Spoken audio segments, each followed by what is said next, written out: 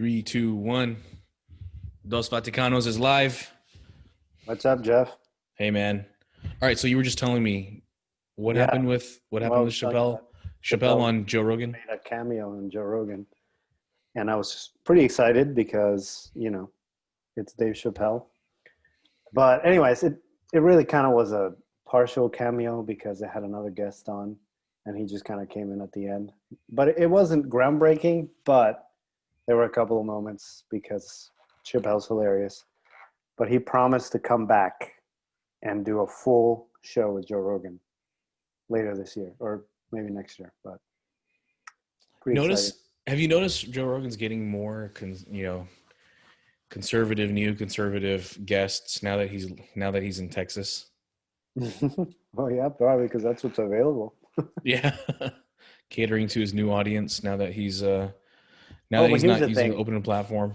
The thing about Joe Rogan is he will morph into whatever his guest is bringing to the table. Because I've noticed that he will just, if he has someone that's a really hardcore about COVID, he'll all of a sudden kind of talk as if he's also very hardcore.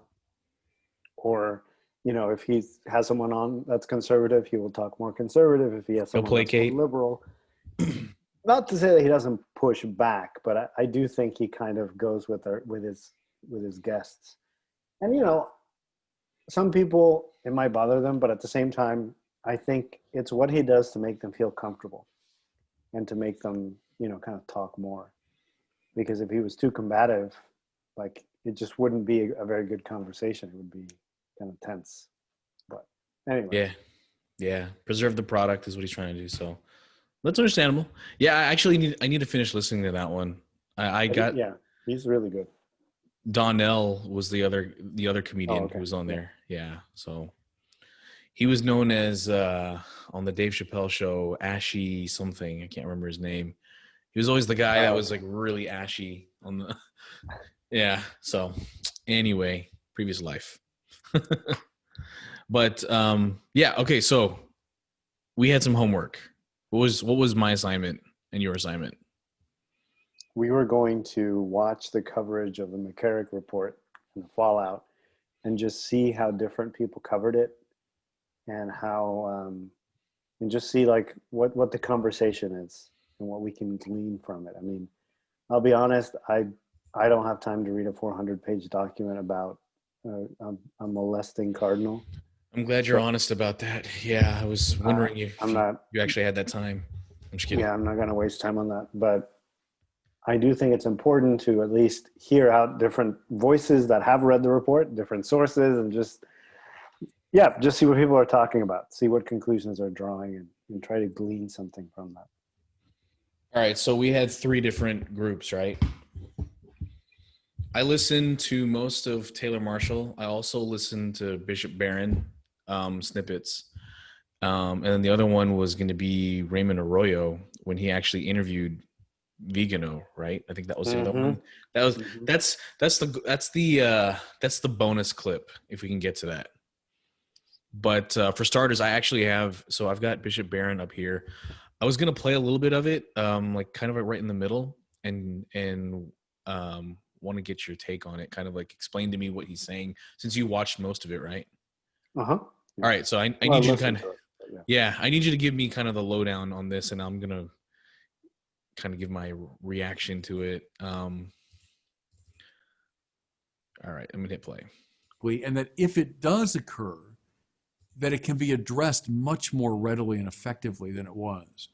I say this too as a former seminary rector. That was a major concern of mine as you're receiving candidates into the seminary. Well, we did, in the wake of all the scandals, thorough background checks at the level of like FBI investigations.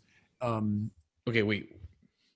FBI level investigations on background checks? Is that's what they're saying they're doing? Yeah. Do you know any friends who've gone through seminary formation, and have they ever talked about these background checks? They have not mentioned. So I have several friends who went through this. Most of them are not priests now, but like some of them are. It's a psychological exam as well as like checking out your friends and family. Yeah. um, but it doesn't seem like it doesn't seem like with the track record lately that these FBI exams are actually catching any red flags that we are currently seeing. Yeah, I mean, because it would only catch people who have already done criminal activity, right? I mean, it's not going to catch people who have not been caught. Yeah, it's a regression analysis. It's just looking for something in the past, but not looking at trends So I in the future. suppose you maybe guard against real monsters that have already done it, but future monsters you won't catch. Psychological testing, multiple interviews. I mean, we were almost hyper concerned with this issue. Still, can I offer Hyper concern. Okay. I don't think we can be concerned enough. I digress. a guarantee? No. But I think the deep awareness of the problem, a willingness to address it at multiple levels, is what we can do, what we should do. One thing that struck me when reading the report, and I know it hit you too, was the impressive transparency that this report seems to reveal. That's been a loud and growing cry among the people of God for the last 20 years, that there needs to be more transparency, especially in regards to sexual abuse and cover up. How do you see this exhaustive report answering that call for transparency? All right, I'm going to pause there. Do you want to listen to what he says, or do you have like kind of a summary of what you think he's going to go through with this, or kind of a gist of what you think Yeah, I mean, so far? what he's, from what I remember, he talks about how it's not perfect, but that it's a good first step. That it's a good first stab at trying to uncover the church, and that there is a lot that is revealed about the inner workings of the church and how the church communicates, and how many hands this problem went from. And so he says, well, it's not perfect. It is striking how transparent it is, given how, I guess, how non-transparent the church has been historically. And I'm not sure I buy that. Because I feel like they were transparent about the things that were comfortable being transparent about. In other words, like, sure, we'll tell you who we talked to and who we sent letters to and who talked to who and who said what. But like, I don't know if you heard or noticed in any of the coverage, but I think it was CNA, Catholic News Agency. They have a podcast, and I was listening to it. By the way, sad to say, it's pretty boring, but but I wasn't able to get through the whole thing. But they did mention something interesting, which was that there was like this section on finances, because, as I'm sure you know, Jeff, McCarrick had a lot of money to throw around. Like, he was a prolific fundraiser, very charismatic guy. And he would apparently send gifts to people, right? Like, if you were the bishop of so-and-so, you would just all of a sudden have a check from McCarrick show up to fund your ministry. And it's like, oh, that's nice. Well, if you follow the trail, and I think this was a Washington Post article, it was either AP or Washington Post, where they essentially revealed that McCarrick and his office had been sending money to people that would have been directly responsible for prosecuting him in the church. Well, that really wasn't mentioned or delved into in the report, which is how in the world is that You miss not that. investigated? No, and There's only one not only way. did they miss it, in the report it says they looked at it and they did not think that money influenced the decision making in the church regarding McCarrick in any way. Okay. How are we supposed to believe that? I mean, honestly, seriously, there's no way. Like, I feel like during the internet age, we all know now, every movie that comes out, every tragedy in real life that comes out within like white collar type of things, right? Institutions, it's always about money. How does this not fit But that at all? we're human. I mean, think about it. If you, let's say that, you had a friend who sends you a check for $20,000. you're going to feel naturally indebted to that person. Even if they're like, you know what, don't worry about it. It's just the gift I wanted to give you. That's a lot of money. Yeah, So you are going to be biased from then on, especially if you then have to like make some sort of judgment on this person. There's no way that receiving a gift, a large gift, is not going to, in some way, impair your ability to judge that person correctly. You know?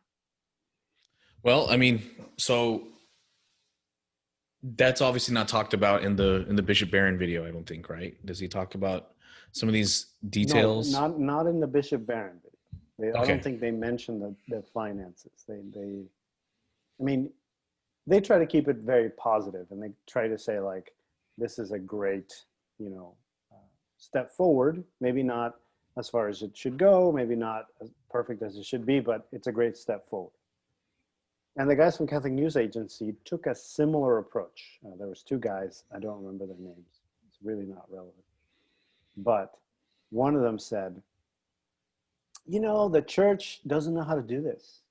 The church has never done anything like this before, so you would expect the first time to be sloppy and to not be very good. But you know, the next time we have to do this, it's going to be much better. But They said, isn't this yes, like the I third time? don't buy it.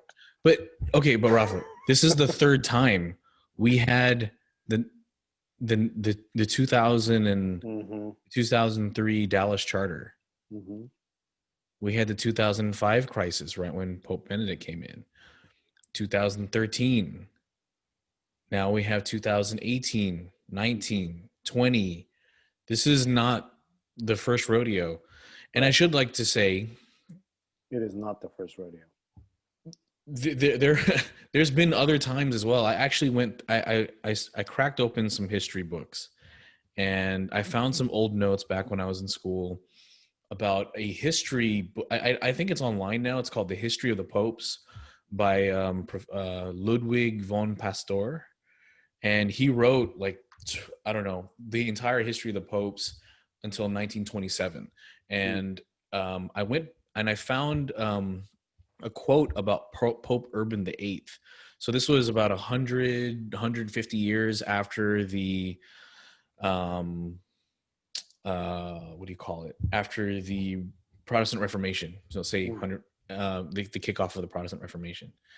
And when you read about those complaints that the Protestant has, and then Pope Urban the Eighth condemning a cardinal who had completely traded away, by the name of Cardinal Richelieu, he completely traded away his duty to preserving the positive faith to politics and, you know, papal states and trying to meander with us these power structures. So no, it's not our first rodeo. Like even Pope Urban the Eighth said, if there is a God, then Cardinal Richelieu has a lot to answer for. If there be not, he certainly has had quite a successful career. Yeah. Yeah. No, I mean, it is incredible that they've done it many times now. I mean, like you said, fourth or fifth time, and they still didn't do it right.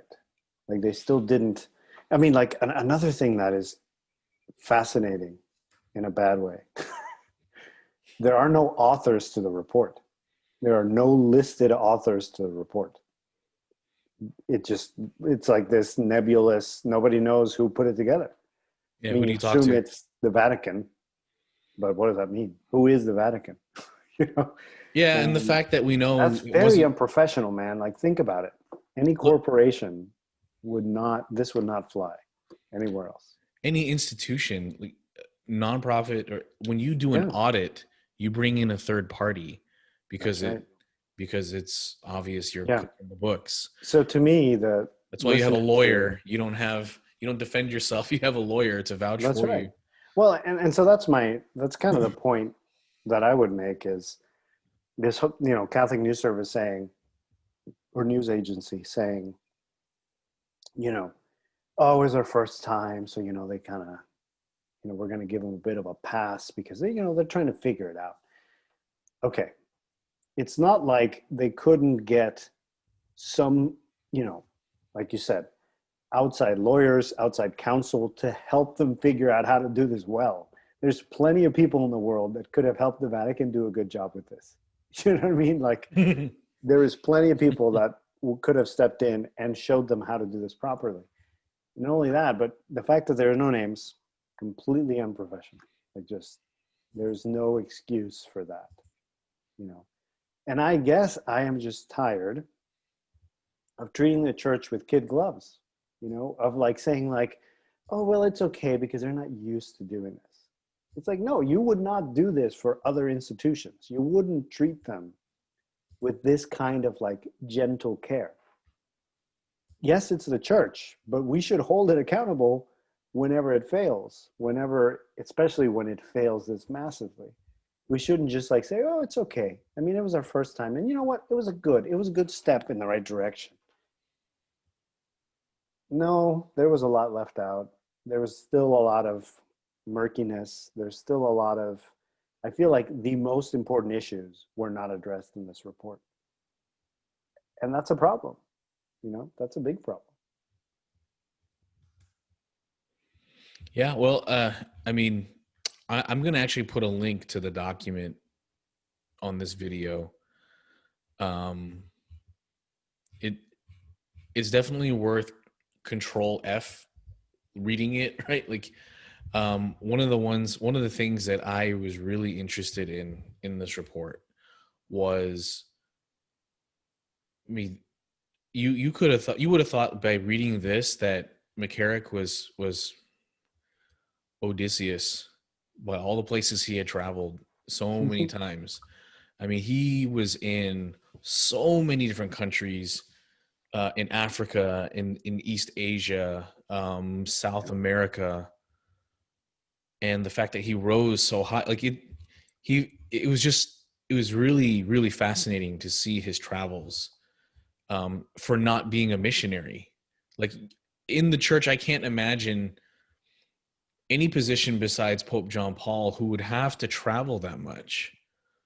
Like, what it said in the report, like he routinely reported back to the like Catholic relief services. That was big, which we now know supports a lot of abortion. It's not inconceivable to think as well, as much power as he had an instrumental formation in the liturgy, in the finances of the church, like where the money comes from and what we're supporting politically. And when we look at today, where's the church now? Like, all these other cardinals are like his children, you know, like he had to have had a hand in forming the future American church. Oh yeah, no, and I think there's no question of that. I think there are several bishops which he advocated for and who were subsequently elevated to bishops, and some of them to cardinals, because of his patronage, because he was able to convince the current pope, you know, whether it was, I mean, I guess it would have been John Paul II mainly. He was able to convince them that these men were worthy of being bishops, and so you're right, he influenced the current American church and its leadership, for sure. He had to have, and the fact that he remained in the church is also a testament to the influence that he had. Yeah, I mean, so Bishop Barron talks about how he was very charismatic, very manipulative. He was really good at basically winning people over. And so part of the argument is that the reason why John Paul II makes him a cardinal is because John Paul II knew him personally, or had met him before, and he just won him over. I mean, with whatever few conversations they had, it was to the point where John Paul II could not believe that this man could be capable of the things he was being accused of, because he knew him personally.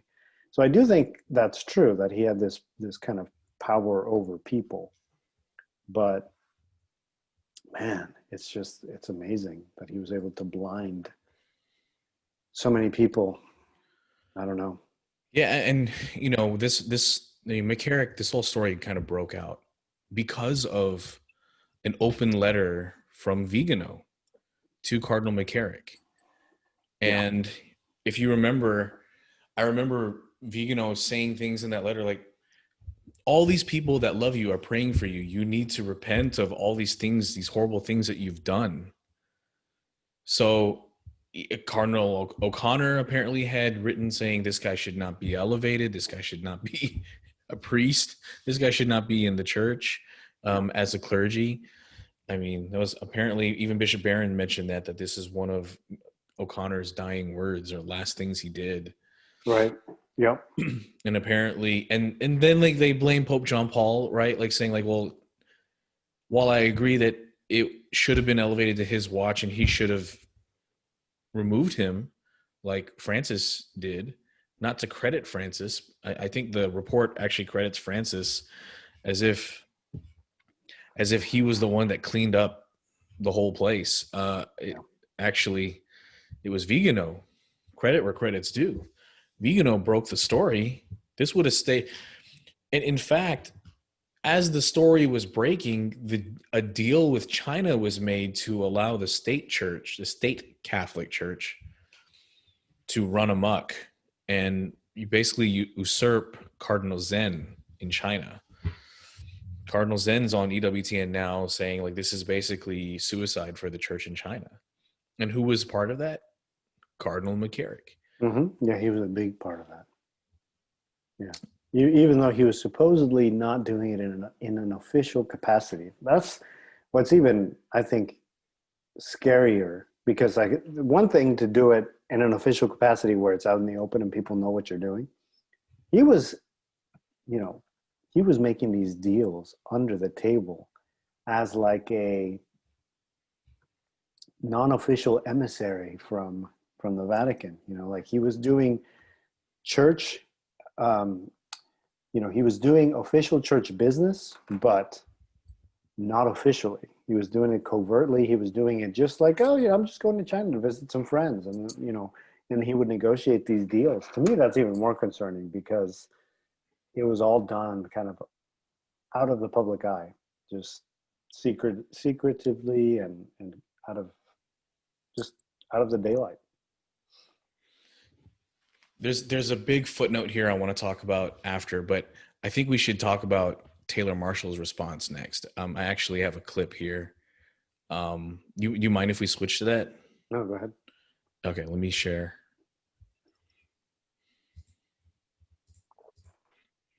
All right, can you see this? Mm-hmm. In the current suspicious climate prevailing in the United States, but no seminarians ever confided to him that he was the object of gestures or equivocal words from the cardinal. The cardinal's apartment is isolated from the rest of the seminary. There is only one bedroom. Access is controlled by the seminary doorman. Okay. Does anyone else that you've listened to actually read the McCarrick report like Taylor's doing? Did anyone else you listened to read read from it? Raymond Arroyo, interviewing Vigano, did read some of the report. Okay. But that is it. That's it. Okay. So one thing I can tell you with this hour-long thing, Taylor's reading everything. Like he's reading key parts. I don't recall him reading this footnote, which I wanted to bring up to you here and get your thoughts on it. It's a shocker. The cardinal did not accept the invitation, though insistently made to him by Kiko. Kiko is the founder of the Neo-Catechumenal Way, I believe. I'm not into the Neo-Cats, by the way. You already knew that. To settle at Domus Galileae on the Mount of Beatitudes. This shows, by the way, that the Neo-Catechumenal Way and McCarrick. That's disturbing. Point D. That's disturbing. I didn't know that. I didn't know that either. But I hate to say it doesn't surprise me. Man, I have friends in the Neo-Catechumenal Way, and I love them dearly. But yeah. I just like this is deeper. This is underneath. This is like they might go the way of the legionaries or legion. What is it? Yeah, legionaries. Legionaries. McCarrick report. The vice rector is the neo-catechumenal priest and the name is redacted here, of Italian origin, who has acted as the secretary and driver since Cardinal McCarrick moved to the seminary of Redemptoris Mater. The Archbishop of Washington has now appointed him vice pastor in the capital and has assigned a diocesan priest to his predecessor, Cardinal McCarrick, as a part-time secretary. The vice rector confided to me. You guys ready for this? This is really important. Are y'all ready? The vice rector confided to me. The cardinal is always agitated, nervous. He does not feel himself if he does not travel and if he does not have people around him. He spends the greater part of his time abroad. Here's how I interpret that. McCarrick, he likes to travel and he needs a group of people around him. All right, that shows a kind of insecurity. It also shows he doesn't like to be stationary in a place where he is watched and monitored. He prefers to be on the road, on the flights, globetrotting, touring. That's where he feels at home. So the McCarrick report reports this vice rector saying the cardinal is always agitated and nervous. He does not feel himself if he does not travel and if he does not have people around him. He spends the greater part of his time abroad. With regards to him, Cardinal McCarrick never made a gesture or uttered a suggestive word. The priest that the cardinal invites to go with him to the see seemed to the vice rector to be of a homosexual tendency. Thanks for watching, guys. So this is the report, right? And I've got the report up as well over here. And I'm just going to go through this footnote as well. But there's been so much evidence. Like, this is 400. I mean, it's a lot, man. And once you read just like the first 100 pages, it's so jarring with the potential espionage that I'm about to bring up here with the FBI and the KGB. Did you hear about this? Which one? So there's this footnote. McCarrick's rising profile drew the attention of the FBI, Federal Bureau of Investigation, and even the KGB. In the early 1980s, let me zoom in. In the early 1980s, a KGB agent who enjoyed diplomatic cover as the deputy chief of mission to the United Nations for the Soviet Union approached McCarrick, apparently in an attempt to befriend him. McCarrick, who was initially unaware that the diplomat was also a KGB agent, was contacted by agents of the FBI. And the FBI asked him to serve as a counterintelligence asset. Okay, just stop right there. Counterintelligence is basically like pretending to be a spy for spies. Right. Yeah. Right. So they asked, like, think about the formation. Let's just go back and think about the formation of someone who wants to become a priest. And then somehow has the traits of someone to become a mole. Yeah. Like that. And, you know, when I hear Barron talk about, oh, yeah, we've got FBI level psychological evaluation, I'm like, I'm sure you do.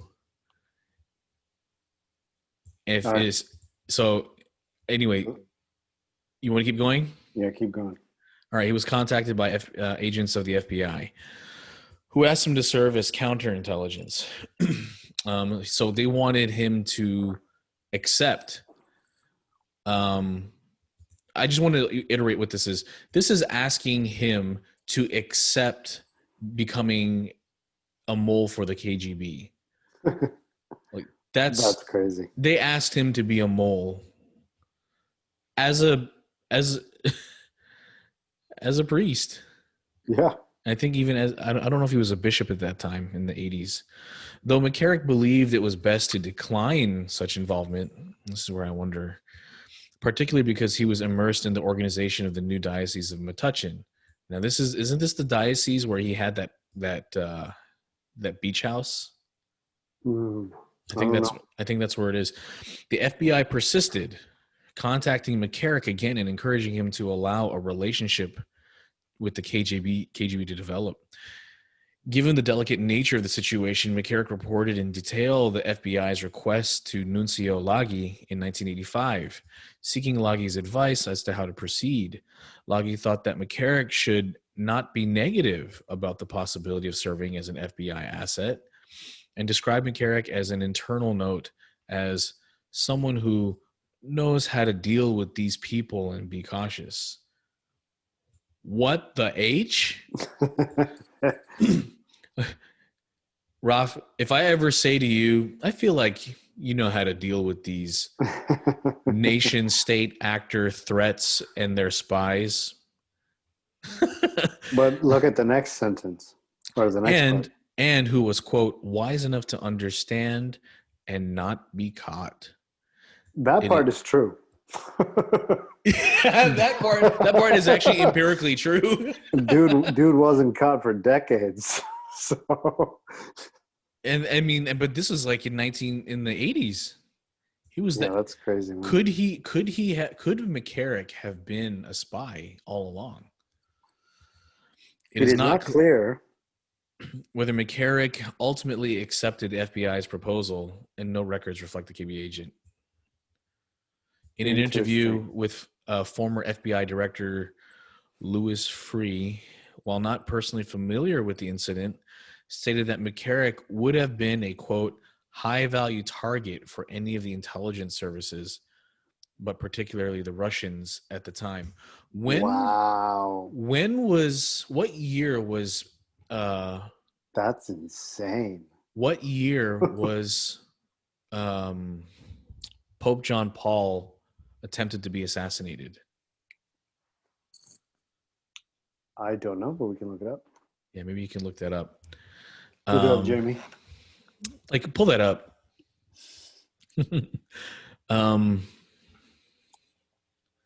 Yeah, and the footnote kind of ends there. So that footnote's actually referring to, it's a big footnote on 127. So, and May that footnote, 1981.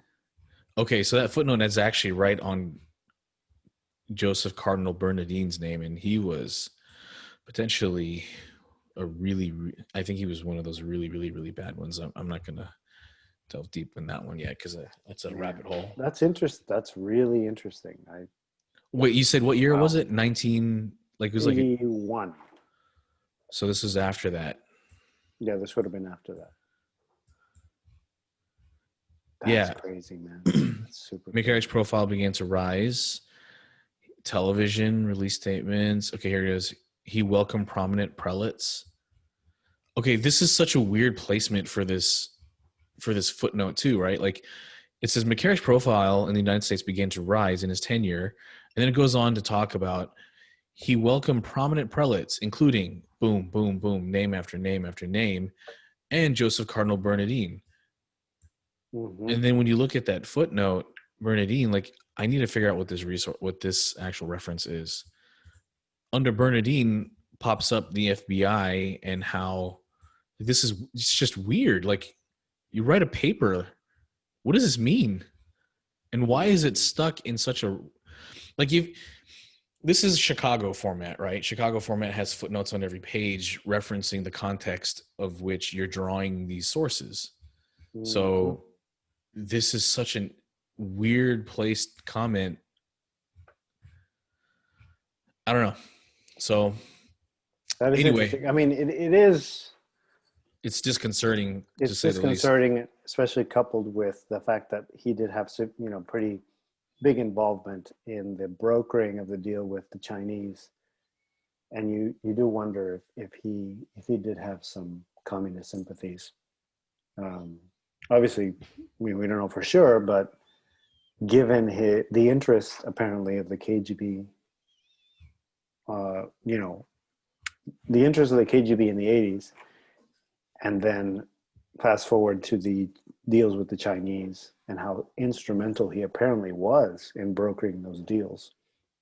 That's pretty fishy. That caught my eye when I was reading this. I think Yeah. it's on page 34. Wow. Wow. So, Well, and of course, couple that with, Marshall's book Infiltration, and not only that, but the documented reality that there were KGB agents that became priests, and I'm sure there were priests that were lured away by the KGB in an effort to undermine the church. I mean, while you can dispute all of the claims in infiltration, I think that particular claim of communist infiltration of the church, at least at some level, is true. yeah. Testimony of Belladad, right? Right. This is actually recorded in Congress. Belladad's testimony saying that, I mean, I forgot the number, but hundreds of priests. Yeah, she said thousands, up to 3,000 or more. Yeah, including cardinals. So that, at least from her testimony and other sources, was definitely happening. So I mean, it would not be completely unheard of if McCarrick was actually in some way an agent of the Russians. Yeah, during the French Revolution, I think this is a famous quote. I don't remember which. I don't remember who said it. It was a bishop, cardinal, maybe the Pope. Napoleon Bonaparte said, "Don't you know that I can destroy the entire Catholic Church?" Do you know the rest of this quote by chance? I just read it. And like this bishop, cardinal, or Pope, I don't remember. I need to go back and look. Said, like, your Eminence, your Emperor, we bishops have been trying to destroy the church for 1,800 years and have failed, and so will you. Yeah. So it gives me a little bit of hope knowing that, obviously, like, it gives me a jolt of hope knowing that, okay, the gates of hell shall not prevail. I mean, for sure. Yeah. So I just want to make that clear.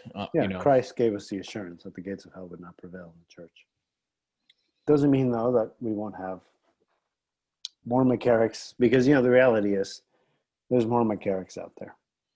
Sadly. Yeah, that's a good point. That's sadly. There's more McCarricks out there, and that's why this is frustrating when you see things like this, when there isn't full transparency, there isn't full accountability.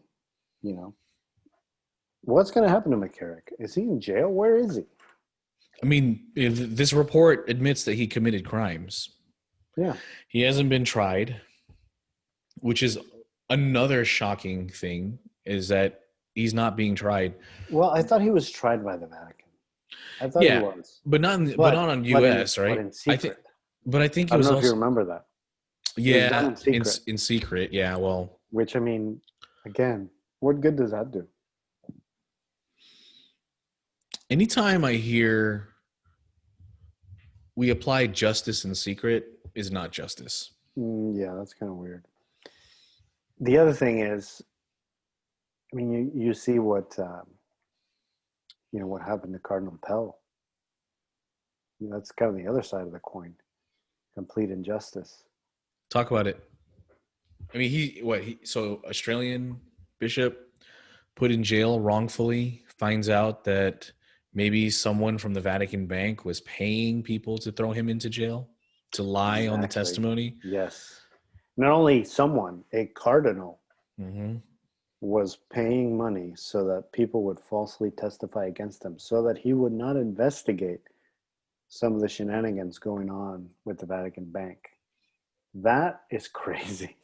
I mean, that's something out of a movie, like I honestly think, like, the fact that Pope Francis invited him back is proof, and as well as the cardinal who renounced his red hat and as a result of that brought Cardinal Pell back in. I felt like that was to save face.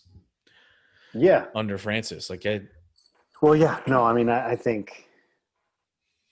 kind of like with McCarrick. I mean, I do not want to, assume anything and say that I know what the Holy Father was thinking, but it is weird. He gets credit for finally, removing McCarrick from religious life and basically removing him from the priesthood. And sure, he did. But I feel like he did it once it was like, the enemies were at the gate. Like you could no longer deny it. You could no longer do anything about it. You had to do it. Whereas when Vigano first brings it up, and when, I mean, again, these warnings had been there for many years, nobody did anything. This guy continued to do his thing. And it wasn't until it was just overwhelming evidence. It was everywhere. You were surrounded. You couldn't do anything but, remove him from religious life. But by the time you get to that point, it's too late. You know what I mean? It's kind of like getting credit for putting out a fire once the house is burned down. It's like, well, yeah, it burned down. It burned down on its own. Like you didn't need to do anything because the house was already in ashes. Yeah. I mean, that's not It's how spin it works. doctoring. I mean, certainly it's spin doctoring, and I think a lot of the clergy today, Bishop Barron, really any bishop that's not calling this out. In fact, I remember during the last USCCB conference, was it early this year? Yeah, in January. Yeah. Bishop Strickland stood up and asked, when are we going to get a report on this? And Cardinal DiNardo told him, we were told not to investigate, to stop investigating it. For whatever reason, maybe they said a third party was going to do, or no, Rome was going to do it. That's right. I remember. Rome was going to do it. Like the stuff happened here on this soil. So these are a lot of inconsistencies. Yeah. These are all the inconsistencies in my mind. I'm remembering and recalling, like the fish stinks worse and worse the more I bring in just facts that I can't reconcile. Ultimately, with a lot of these things, I feel like the civil authorities are the ones that need to deal with it, just because the church doesn't have a great track record of really administering justice the way they should. Yeah, I mean, just recently in Houston, I hope they change that. Just recently in Houston, Manuel LaRosa pleaded guilty to what he did in Conroe, Sacred Heart Conroe. Respect to the victims.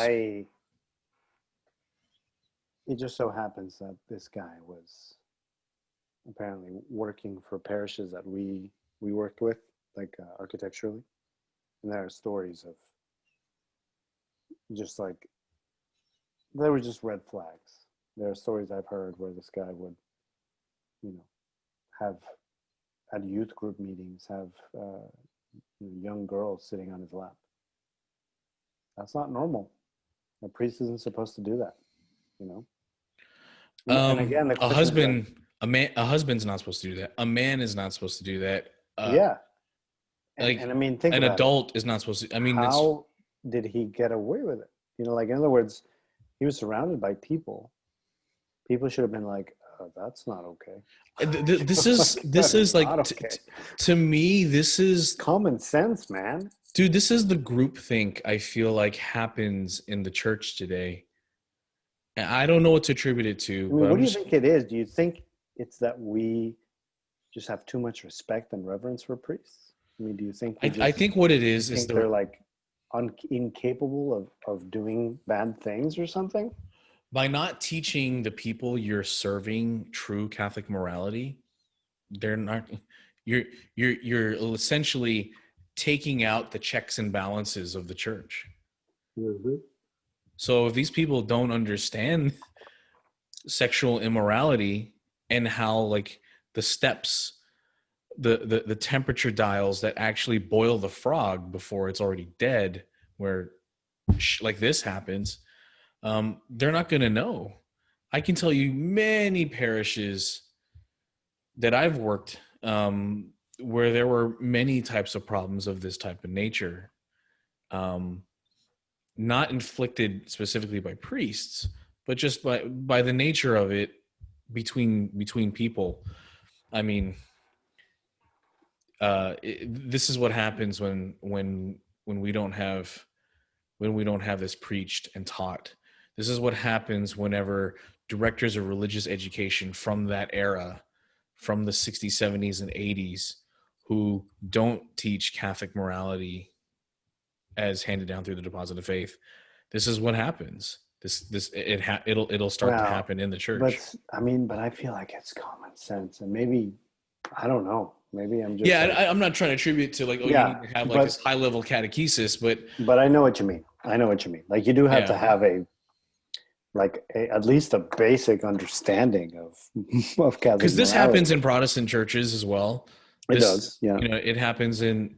I mean, it's a problem that happens everywhere, Boy Scouts, everywhere else. But like, I mean, even good family friends, you know, like if I had a good family friend and I saw him, you know, having my daughter on his lap, I would, you know, I would be kind of suspicious. You know what I mean? Like, well, yeah. I mean, there are just there are things that exactly. There are lines and boundaries that you should keep, not because you're going to do something, but just because, I mean, because of the optics as well. I mean, life as a priest today means that you're probably having to go home at 9:00 from visiting friends because you never want to give reason for people to think that you're doing something improper. You know, like you're a priest. You do not live for yourself. You just don't. I mean, that's the nature of the office which you occupy. And I just, you know, there are plenty of priests that I know that do this, and they're, you know, God bless them, and we got to pray for all of them. But priests who do not take care like that, who are not disciplined about simple matters like that, going home on time, making sure they don't put themselves in situations where they're even going to be construed as doing something wrong. Unfortunately, that is the life of a priest now. You know, I mean, it's a cross to carry, but it's unfortunately necessary, because otherwise there's no way to know. There's just no way to know if you can trust somebody. And even then, I'm not sure you can fully ever, you know, trust the way you used to be able to. Yeah, you know, Bishop Barron's video he talked about the question was with regard to the new evangelization. Is it going to be how long do we need to wait to bring people into the church? And honestly, I disagree with his assessment personally. He said that it's going to be a very, very long time. Actually, it just so happens that I think a lot of people are flocking into the church, but not the church that he thinks. They're flocking into tradition. They're actually staying in, and they're going deeper into their faith, deeper into the richness of signs and symbols in the church through the traditional Latin Mass, or maybe the personal ordinariate of St. Peter. This is growing because people who are faithful to Christ and his body are striking back with prayer.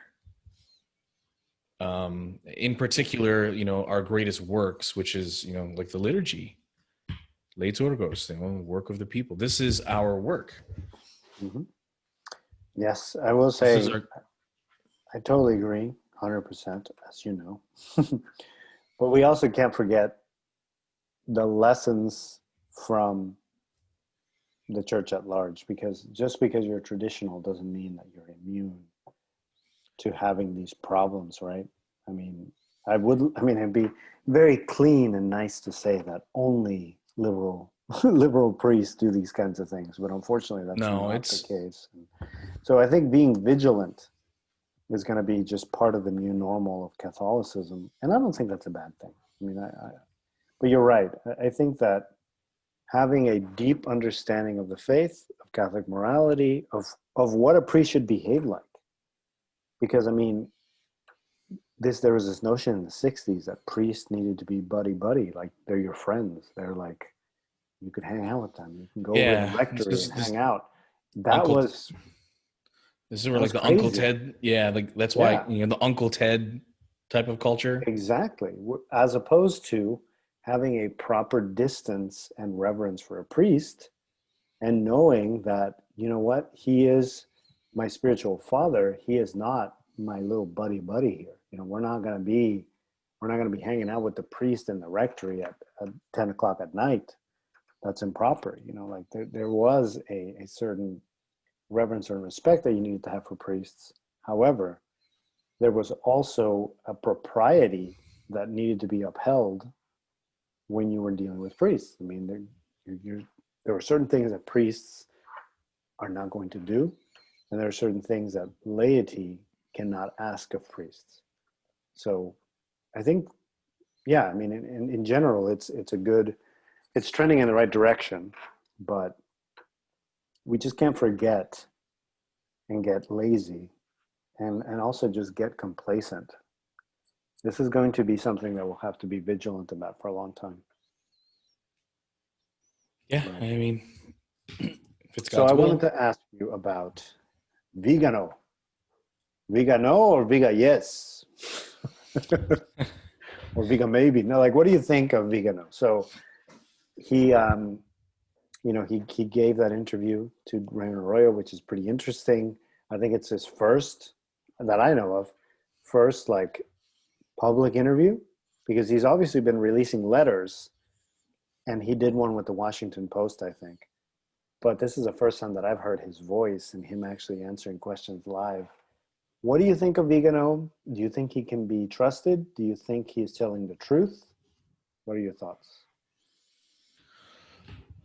I struggled lately, but when he first came out talking about McCarrick supporting victims like James Grine, just the entire breakthrough of the McCarrick scandal was the big domino that literally crushed all the other dominoes. Like, didn't knock him over, but just really, really just cleared the table. Like, stuff just got real, right? Like, right. When that happened, and as McCarrick was defrocked, I immediately gave Vigano 100% credit. Yeah, because I think that's fair. Absolutely. To see now, just looking at the facts, to see the American Catholic Church, how the hierarchy, most of the prominent hierarchy, are so anti, like this election, anti candidate who's pro-life. Like, regardless if you like Trump or Biden, there is only one candidate between those two who has demonstrated pro-life policies. Yes. And that's Trump.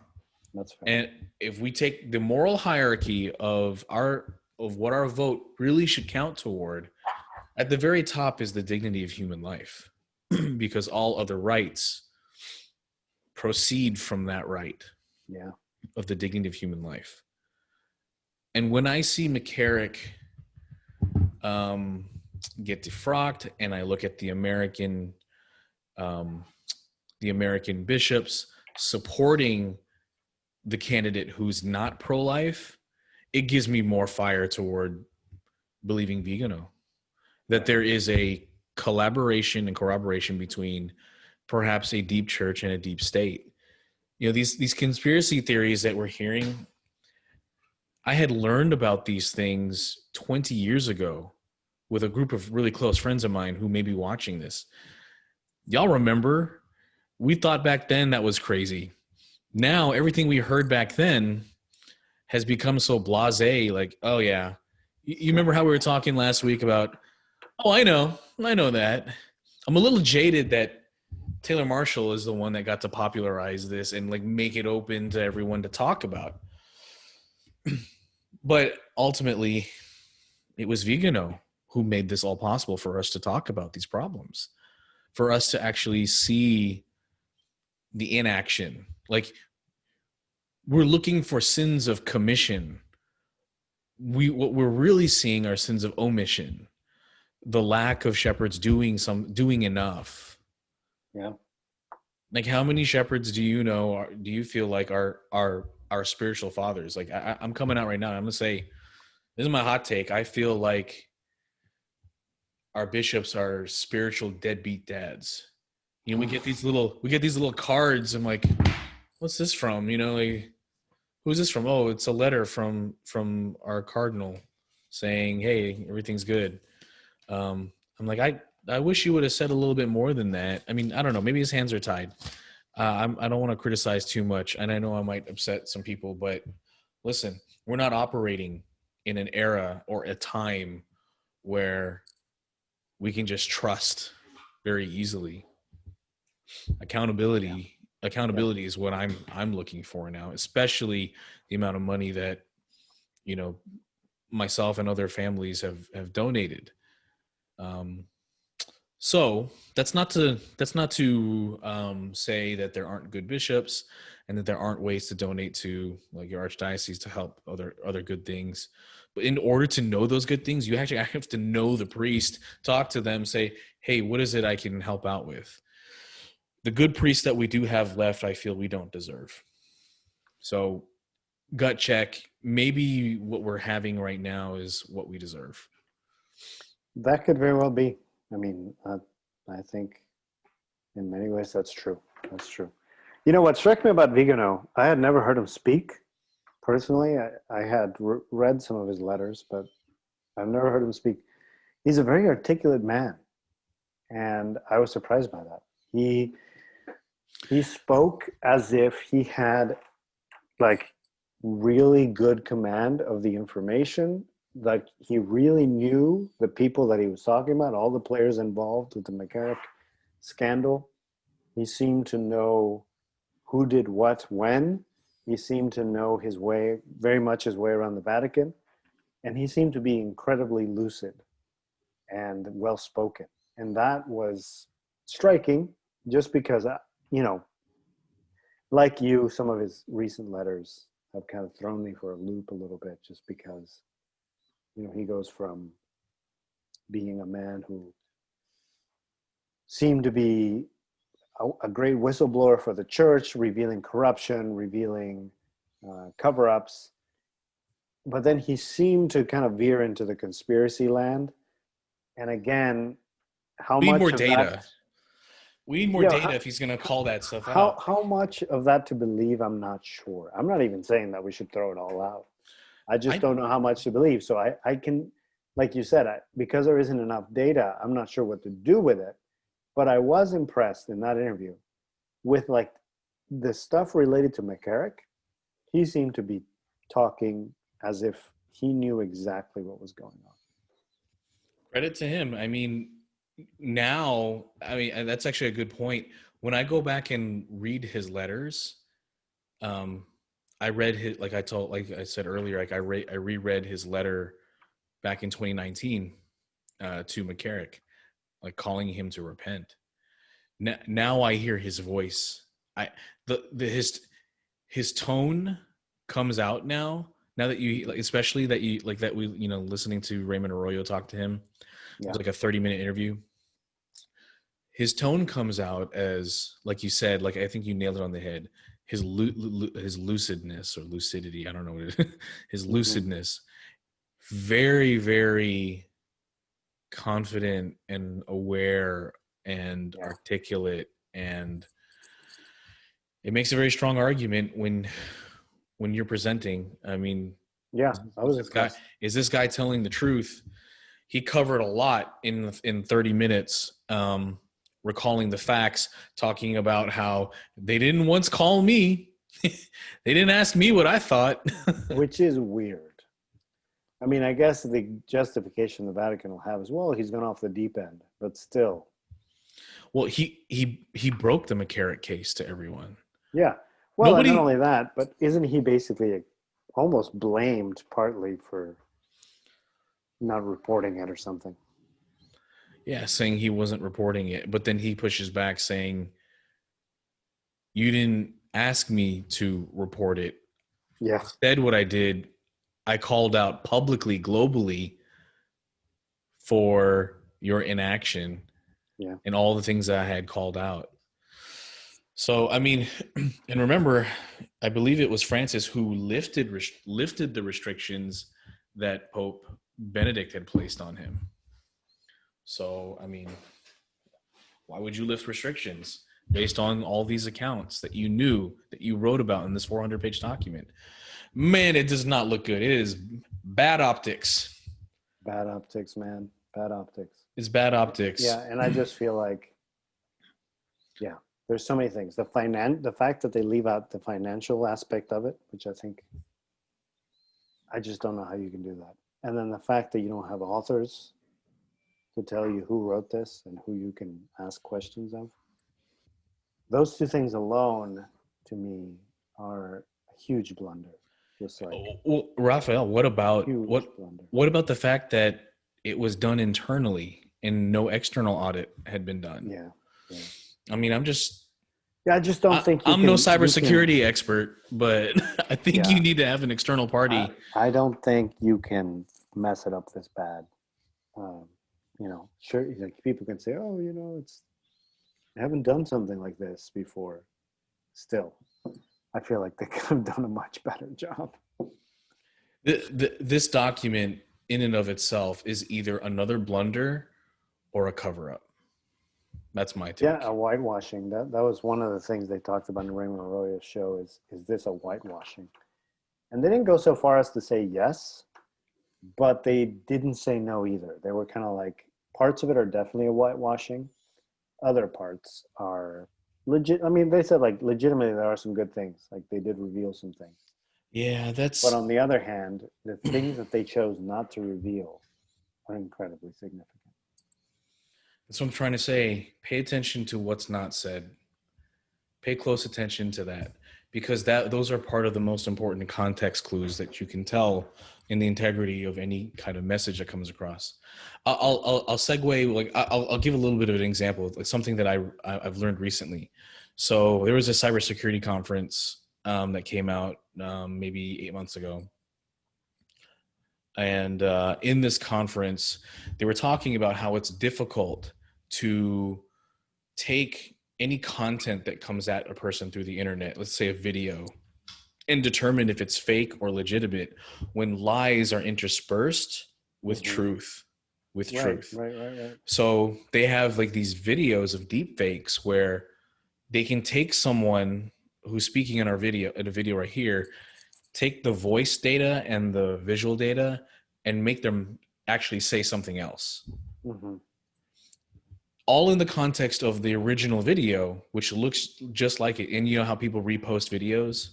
Right. And they'll say, "Oh, this person said this." And like the context of this whole conference was, I didn't say that. Like that was the name of the presentation. And so just the omission of things and covering up of things, these are all psychological ploys and vulnerabilities that we have in this digital platform.